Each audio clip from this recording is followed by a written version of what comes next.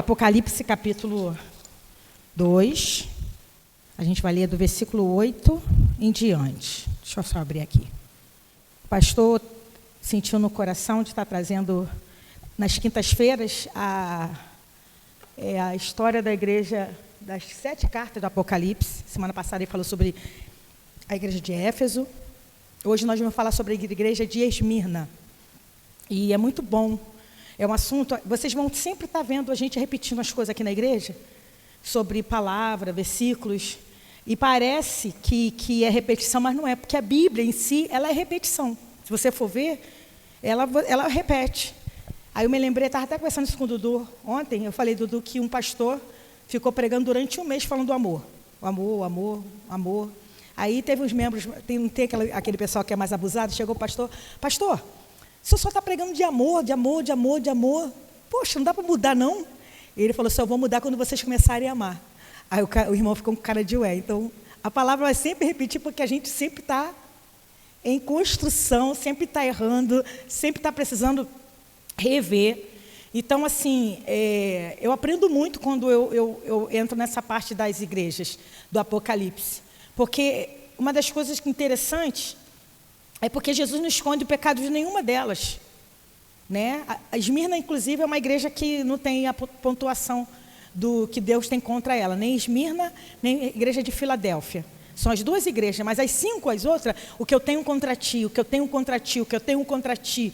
Sempre Deus aponta os erros. E por que Deus aponta os erros? Para que a gente venha a olhar e não permanecer.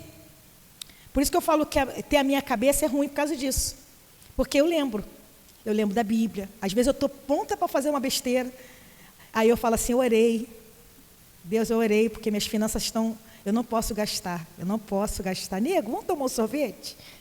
Cristina, você não pode gastar, você tem que parar de comer doce. Está comendo muito doce.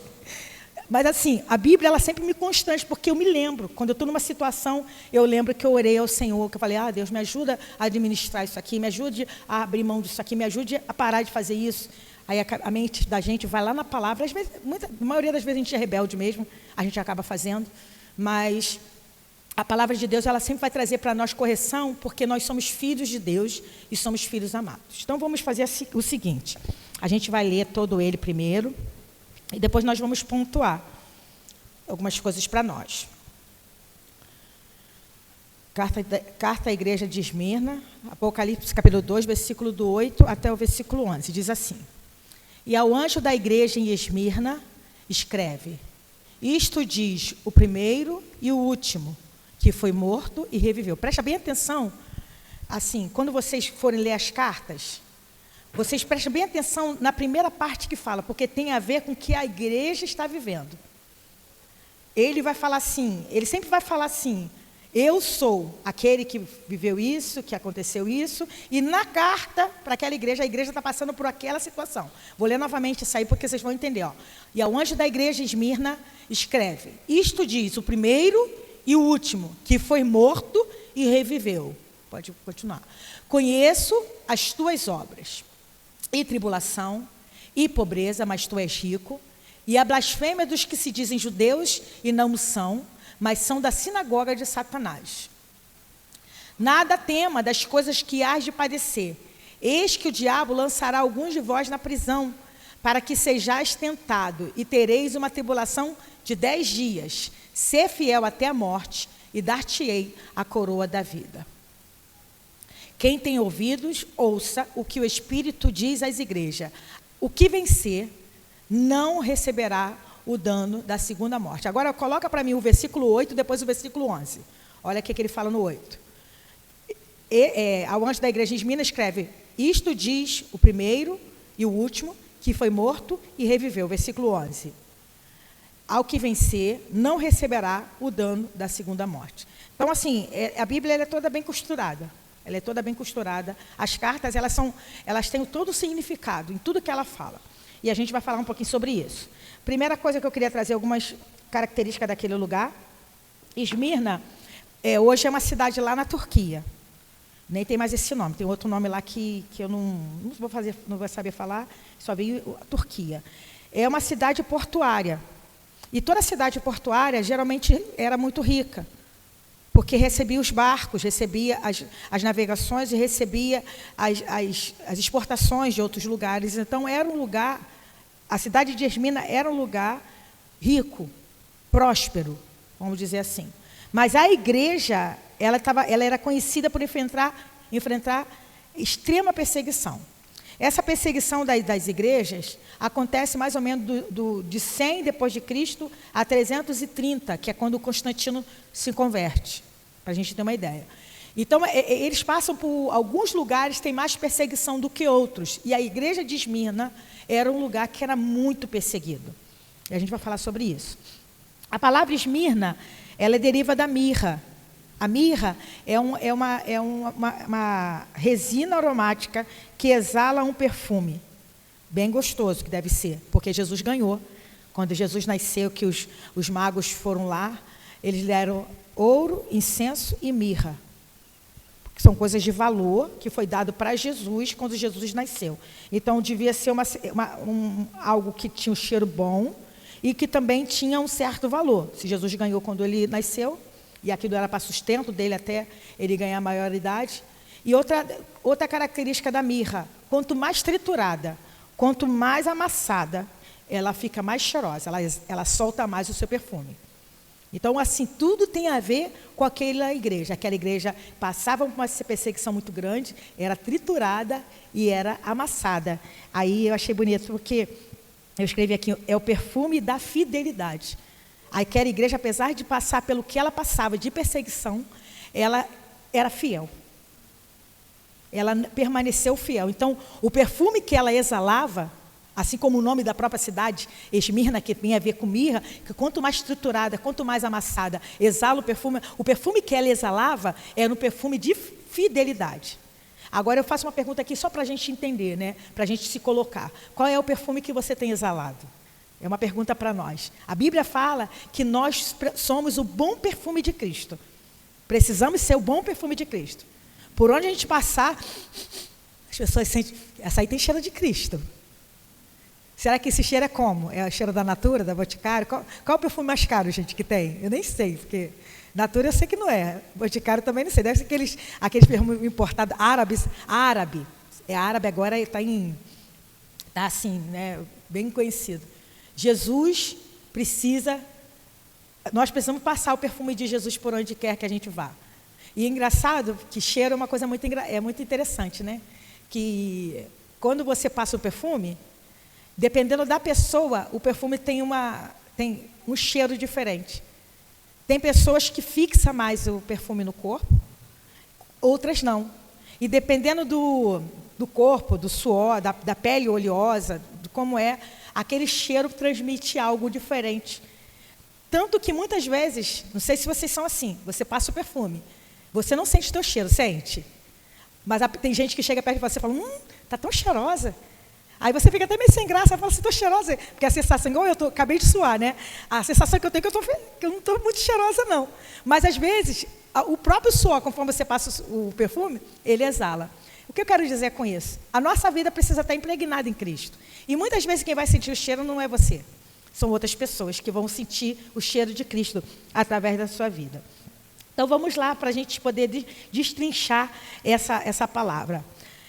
Essa carta, ela não contém nenhuma repreensão. Se você for ver aqui, vamos lembrar aqui, quer ver? Apocalipse 2, versículo 4, só para a gente ver a igreja de Éfeso. Tenho, porém, contra ti que deixaste o teu primeiro amor. Vamos ver aqui a outra aqui, 2,14, da outra igreja, da igreja de Pérgamo. 14, de Pérgamo. Algumas poucas coisas tenho contra ti. Está vendo? Jesus sempre vai apontar, ele vai fazer os elogios, porque Jesus também não deixa de elogiar não, tá? Só uma igreja aqui, que não sei nem quem vai pegar, se vai ser eu ou você, pastor. A igreja de Laodiceia, que é 3,14 em diante, não tem nada de bom. Não tem nada de bom, ela só tem coisa ruim. Que nem o pastor pregou esses dias aqui, que nem morno, né? Nem frio, nem quente, é morno. O pastor trouxe até uma pregação que usou esse texto. Mas essa igreja em si não tem nada de ruim. Jesus não fala nada de ruim para ela, de mau comportamento, de que ela se deixa vender por alguma situação, de que ela peque em outra situação. Não tem. É uma parte para a gente guardar. Igreja de Esmirna não tem nada contra ela. Outra coisa, a cidade era próspera, mas devido às perseguições, a igreja era pobre aos olhos humanos, mas rica aos olhos de Deus. Vamos ler o versículo 9? Vamos ler junto? 2:9. Diz assim: conheço as tuas obras e tribulação e pobreza, mas tu és rico, e a blasfêmia dos que se dizem judeus e não são, mas são da sinagoga de Satanás. Ela era uma igreja pobre. Por que era uma igreja pobre? Alguém consegue trabalhar no meio da perseguição? Não conseguia trabalho, não conseguia desenvolver uma vida normal, porque era perseguida por pregar o evangelho. Ela era perseguida pelos judeus e ela era perseguida porque ela se opunha a adorar ao imperador. Existia naquela cidade um altar ao imperador de Roma. Os próprios judeus meio que se vendiam por conta disso. E eles não se dobravam, eles não se prostravam, eles eram perseguidos por conta disso. Porque eu acho que isso é muito tremendo quando se fala. A Bíblia fala assim lá em Pedro, quem vos há de maltratar se vocês forem zelosos do bem, do que é bom? Quem há de maltratar vocês se vocês forem zelosos do que é bom? Se você parar só nesse versículo, você vai falar assim, mas eu já fui tão maltratada por permanecer firme, eu já fui tão maltratada por não negar a Cristo através das minhas roupas, através da minha fala, através do meu comportamento, através de falcatruas que eu não entro, que eu não faço, que eu não roubo. Mas aí, lá no próprio texto de Pedro, ele vai falar assim, mas ainda que se fizerem, sofram por causa de Cristo. A maioria dos nossos sofrimentos, gente, é por causa de Cristo. A Bíblia fala que nós somos considerados como ovelhas para o matadouro, por causa de Cristo. Porque quando você vai lá para a rua, encontra seus amigos no bar para beber, todo mundo é teu amigo. Quando você chama teus amigos, vem aqui na churrascada, aqui em casa, vai ter churrasco, bebida a balde, tua casa enche. No dia que te falta, no dia que você ou se converte ou fica pobre, você vê quem são seus amigos de verdade. Você olha para tua mãe e teus amigos, às vezes, não cabem nem nos dedos. Eu estou falando isso porque eu vejo isso em muitas pessoas, que perderam tudo por seguir a Cristo. E o que essa igreja sofria era por não poder fazer a obra de forma livre, de trabalhar, de ir e vir, porque não se rendia ao imperador de Roma. Mas ela era rica, tá? Mas tu és rico.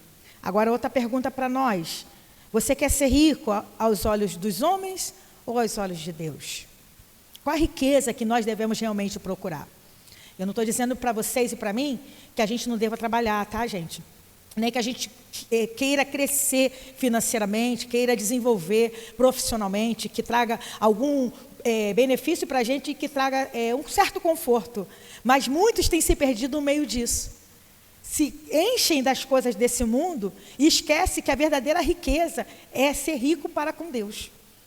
A verdadeira riqueza, gente, às vezes a gente passa por algumas lutas para a gente reconhecer isso. Eu já contei isso aqui e eu vou contar mais uma vez. Uma vez eu e Dudu, com o Paulinho pequenininho, problema que a gente teve no nosso casamento, Deus restaurou o casamento e eu tinha perdido tudo. O que é tudo para uma mulher casada? Os móveis dela, a casa dela. Tudo para uma mulher é isso, as panelas dela. Não é? Eu perdi tudo mesmo, porque as minhas coisas ficaram na casa de uma menina e ela teve que tirar as coisas de lá, que ela ia alugar a loja, e eu dei tudo meu. E eu fiquei com aquele vazio de mulher. E a gente morando lá na igreja, cozinhando na igreja, cozinhando no fogão da igreja. E eu olhei para o Dudu e falei, poxa, a gente não tem mais nada. Mas o Senhor ali trouxe um estalo para a gente, falou, vocês têm um ao outro, vocês têm a mim, vocês têm tudo, vocês são ricos. E glória a Deus, hoje a gente tem panelas novamente, tem móveis novamente, tem guarda-roupas novamente, tem casas novamente, e tem vocês que são nossa família. Então, às vezes, Deus ele permite que a gente passe algumas situações para que a gente valorize o que é de fato de bom, que tem que ser preservado. Por isso que eu falei aqui sobre, na pregação de domingo, né, de cuide-se, né, a gente está falando sobre isso, e às vezes, abrangendo um pouco mais, cuide do seu relacionamento entre marido e esposa, com filho, Porque isso é a maior riqueza que a gente tem, família. E às vezes a gente se perde, a gente não valoriza a família, não valoriza estar junto. Um almoço em família, né? Aquilo que eu falei aqui, um almoço em casa. Isso é riqueza, igreja. Isso é a maior riqueza que nós temos. Coisas que o dinheiro não pode comprar. Às vezes a gente fala assim, mas se eu tivesse dinheiro, eu levava minha família para a Disney. Você pode levar a tua família para qualquer lugar, numa praça, e ficar bem. A perseguição era porque eles não adoravam o imperador de Roma como Deus. Tinha que adorar, tinha que renunciar a qualquer outro Deus para adorar ao imperador. Então eles eram perseguidos por isso. Às vezes eu fico pensando, né? A gente acha que é perseguido. A gente é perseguido, tá, gente? Porque a primeira coisa que as pessoas falam para a gente é assim, você não é crente? Quando a gente faz qualquer coisa, né, Regina? Mas você não está indo na igreja agora? Eu estou indo, mas eu estou com raiva, né? Eu estou rindo, mas eu sou gente, né? Tem aquela... Mas assim, a gente é perseguido por conta disso, que as pessoas acham que o cristão, né, o servo do Senhor, ele não é como se ele anulasse a sua natureza carnal, né? Não, a gente é ser humano, a gente passa pelas coisas. Mas o que esse pessoal passava era muito além do que a gente passa. Era perseguição física, perseguição de morte. Tem aquele louvor que a gente canta aqui, sempre vou lembrar das em plena arena, enfrentando os leões, porque eles eram jogados na arena como espetáculo para os romanos verem, e os leões comendo eles, enrolava eles em carnes e jogava, os leões vinham, comiam eles. E o evangelho cresceu com gente derramando sangue dessa maneira. Estevão foi morto ali em Atos, e Saulo consentia com a morte dele ali. Por quê? Por não se dobrar. A perseguição desses homens era algo muito terrível. E sabe o que eu acho engraçado? Que se eu vejo alguém sofrendo, a minha vontade é falar assim, Deus vai te curar. A gente foi lá na Joana na terça-feira. A nossa vontade é falar assim, Joana, eis que te digo, Deus vai te curar, você vai levantar dessa cama, você vai fazer, vai acontecer. A gente até ora por isso. Que sabe que Deus pode curar. Sabe que Deus pode dar uma palavra de testemunho. Mas o que Jesus fala para Jesus? Encorajou os crentes de Esmirna a não temerem o sofrimento. Quer ver? Versículo 10. Vamos ler junto? Nada temas das coisas que hás de padecer. Eis que o diabo lançará alguns de vós na prisão para que sejais tentados. E tereis uma tribulação de 10 dias. Ser fiel até a morte e dar-te-ei a coroa da vida. Jesus não falou para eles assim, olha só, eu estou vindo com providência, eu vou matar todo mundo, vou mandar um fogo do céu, vai todo mundo cair morto, porque eu sou com vocês. Quem viu vocês passarem na prova e não ajudou vocês, vão ver vocês na plateia e aplaudirão vocês. Não foi isso que Deus falou. Por isso que a gente tem que ter cuidado até com aquilo que a gente, às vezes, sente no nosso coração, porque o nosso coração é vingativo, gente. O coração do ser humano é vingativo. Mas às vezes a gente tem esse sentimento de que Deus poderia agir de uma forma diferente. Eu estava conversando com uma pessoa e eu estava falando assim, por que hoje o pessoal está saindo das igrejas e indo para macumba? Para essa pessoa. Ela falou, porque Deus demora muito para agir. Na macumba é rápido. Na macumba a gente faz um despacho lá, manda quebrar a perna, manda matar e o diabo atende a gente na hora. Você acredita nisso? A pessoa falando isso? Porque Deus demora. Mas Deus não demora não, igreja. Tá? Não vamos deixar entrar isso no nosso coração. Quando ele fala assim, olha, eu poderia estar trazendo para vocês uma palavra de encorajamento, de que vocês não vão passar por esse sofrimento. Mas ele falou assim, nada temas das coisas que hás de padecer. Ele ainda fala mais, ele não deixa ninguém escondido. Alguns de vocês vão ser jogados na prisão. Para que sejais tentado. Aí ele fala assim, e tereis uma tribulação de 10 dias. Sabe o que significa esses 10 dias? Um tempo completo. Não é 10 dias corrido, não. Primeiro, segundo, terceiro. É um tempo completo, mas um tempo que vai acabar. E a gente sabe que essa perseguição durou dos 100 anos aos 330 anos, quando Constantino se converteu. Os 10 anos. Os 10 dias. Mas a promessa, ser fiel até a morte e dar-te-ei a coroa da vida. Versículo 8, porque é que ele fala lá. Escreve, isto diz o primeiro e o último que foi morto e reviveu. Por isso que ele está falando para essa igreja, olha só, vocês estão passando tribulação de morte, alguns de vocês vão morrer, alguns de vocês vão ser entregues, vão ser presos, mas quem está dizendo para vocês é aquele que é o primeiro, é o último. Eu morri, eu revivi. O que é que ele quis dizer com isso? Assim como eu revivi, vocês também vão reviver. Não é reviver de nascer novamente nessa terra, mas de ter uma morada eterna nos céus. É muito além, porque eu sei que a nossa visão é para esse mundo. Eu sei que a nossa visão, mas é injusto o que está acontecendo. Às vezes eu me pego com pena de algumas pessoas. Caramba, fulano, tão servo do Senhor, passando por essa tribulação, com esse câncer, consumindo. Poxa, fulano morreu, que pena. Que pena não, gente, foi para a glória. Era servo do Senhor, acabou, cumpriu o propósito de Deus, está com Jesus no céu. Eu já me peguei com pena, como se eu tivesse melhor do que ela, porque eu estou aqui, não estou melhor que ela, não. Quem está em Cristo Jesus, que morre, tem uma morada eterna nos céus. E eu não estou dizendo isso para vocês, gente, como é uma palavra fatalística. Não. Enquanto nós tivermos que viver aqui, que a gente viva para a glória do Senhor. Cuide do corpo, cuida da mente, cuida do coração em nome de Jesus. Mas o que é 120 anos perto de uma eternidade? Digamos que a gente viva 120 anos, lúcido, igual a minha tia vai fazer 90 anos, lúcida, bem. Caramba, encontrei com ela essa semana. Cantando, fala alto. Digamos que ela viva 120 anos. O que é 120 anos? Perto da eternidade com o Senhor. Melhor estar na eternidade do que no inferno queimando eternamente. Então, o que Jesus está dizendo para nós, para essa igreja, está falando para nós, eu sou o primeiro, eu sou o último, eu sou o alfa, eu sou o ômega. Eu morri, mas eu ressuscitei. Vocês vão morrer, todos nós. Dependente de ser perseguido, dependente de passar. O único que não morreu foi João, que foi pastor ainda no final lá da igreja de Éfeso. Foi para Patmos, escreveu o Apocalipse, aí voltou, escreveu a primeira, segunda e terceira carta de João. E foi pastor. Foi o único que morreu de morte morrida. Todos os outros morreram de morte matada. Vocês estão entendendo? Mas, independente de um ou de outro, a nossa esperança ela precisa estar no Senhor. Volta lá para mim, Rafael, fazendo favor. Versículo 10, no final. Ser fiel até a morte e dar-te-ei a coroa da vida. É o que Deus tem reservado para cada um de nós. A coroa da vida, recompensa pela fidelidade, mesmo diante da morte.